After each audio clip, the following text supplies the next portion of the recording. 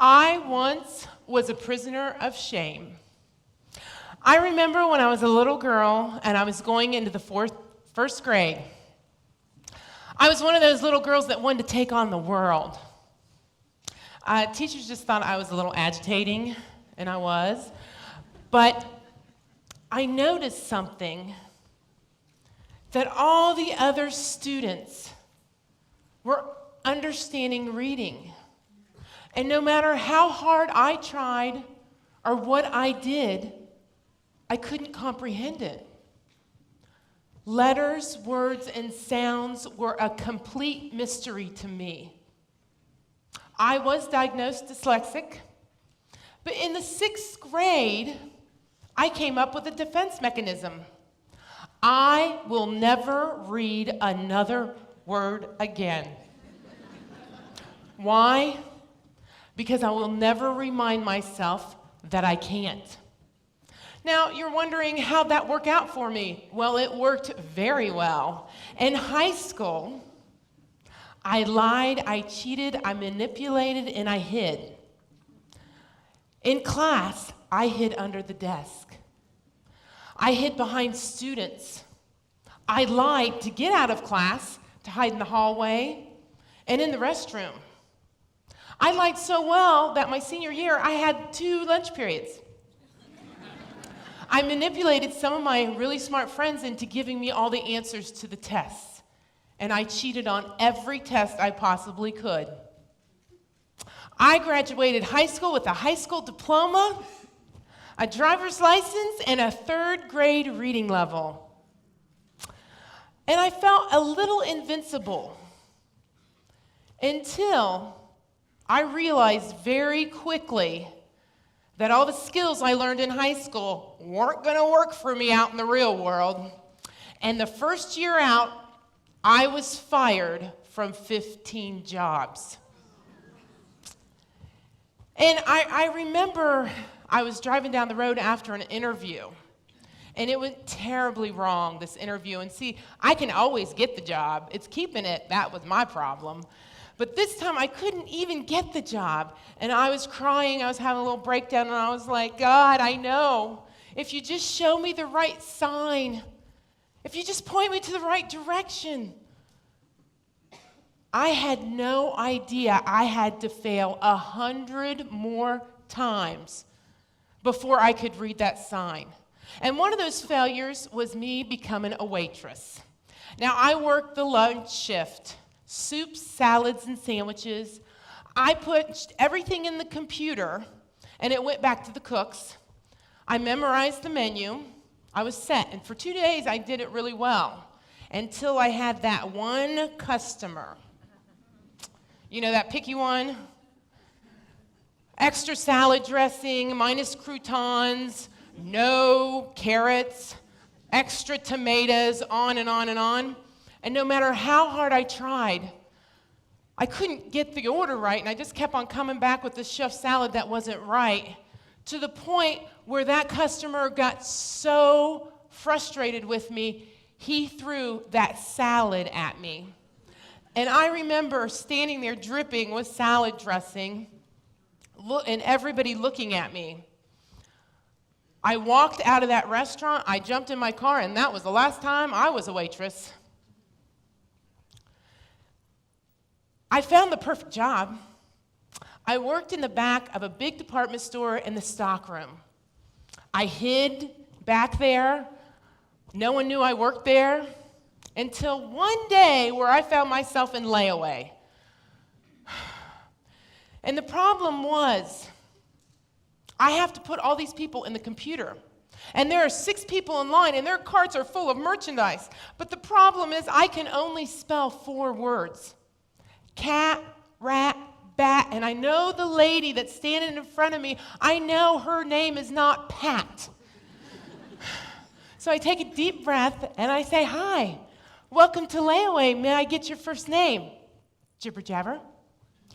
Last name, jibber jabber. Address, city, state, and zip, jibber jabber jabber, jibber jibber jabber. Now the lady is extremely happy because she's found that one toy that no one can find this Christmas season. And she's going to put it in my layaway. And I'm scanning the merchandise in, and I'm kind of happy for her, but really I'm just trying to get through this transaction. So I get the receipt. I strategically place my hand over her name. I tell her when her next payment's due and when her layaway's due out. I grab the receipt. I turn it upside down. I hand it back to her. I do this 5 more times, and no one knows that their name is utter nonsense. I was pretty proud of myself. I walk back in the stockroom. I forget completely about layaway until 2 weeks before Christmas. Yeah. My manager is screaming at the top of their lungs saying, "Somebody screwed up layaway. We can't find 6 layaways. And when I find that person, they're fired." Well, I sneak into layaway. I look out, and I see that lady that was so once very happy. She's not happy now. No, she's cussing and screaming because she has to have that toy. And I'm the only one that knows. They will never find her name in the computer. They will never find her name on those receipts. And they will never find her name up on that shelf because her name is Jibber Jabber. And I don't even know what that begins with. I need help, right? I almost ruined somebody's Christmas with my illiteracy. To be honest with everyone here, I would have never, ever gotten help because I was too ashamed. Until 12 years later, when tragedy struck my life. I lost my dad unexpectedly, I had a miscarriage, and I almost lost somebody I love with all my heart. You can learn something from death, and I learned that I have no control over anyone or anything. The only person that I can control is myself. And that's when I walked into the Water Literacy Center. And it was the hardest thing I have ever done because I had to own it. Hello, everyone. My name is Lisa Holmes. I have a 3rd grade reading level, and I can spell 4 words at the age of 32. I had to do something else. I had to stop feeling sorry for myself, and I had to get busy. I was tutored by an amazing tutor for 2 years. And I want you all to know this. There's no magic pill. There's no magic wand. Sometimes this works and sometimes it don't. I just hope it continues to work right now. I became a tutor and tutored children for 2 years. I was asked to be on the literacy board. I was asked to be president of the board. I started a 5K, 10K that's on its 12th year for illiteracy awareness.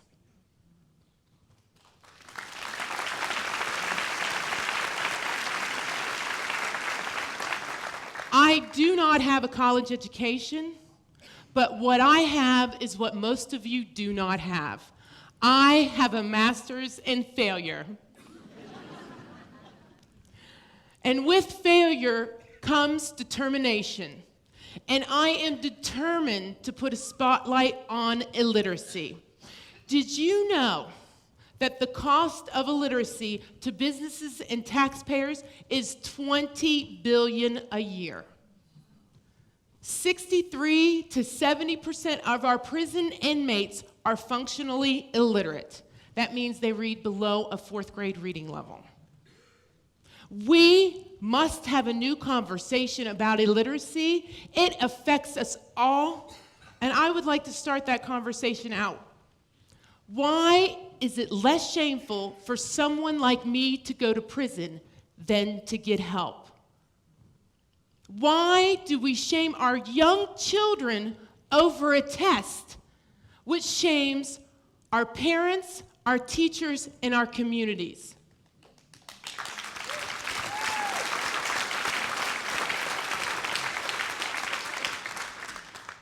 I love Dayton, and I love this audience. I come to Dayton a lot, and I get lost. No big surprise, right? And sometimes I look around and I see things. I see the drug dealer, or I see the homeless person, or I see the prostitute, and I always look at them. I almost look into them because I know that they are just like me. The only difference is shame has crushed their spirit, and I can no longer be silent about illiteracy. Together, we must have a new conversation, an honest conversation. I can't do this by myself, or do I have all the answers, but I know one thing.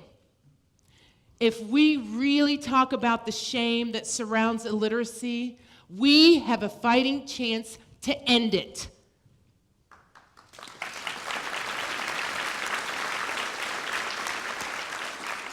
I want to leave you with one more thing.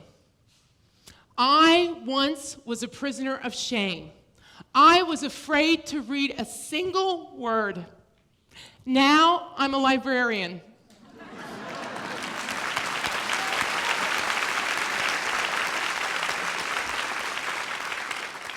I will do whatever it takes to motivate, excite, and delight children, adults, so that they will never, ever give up on reading. Thank you.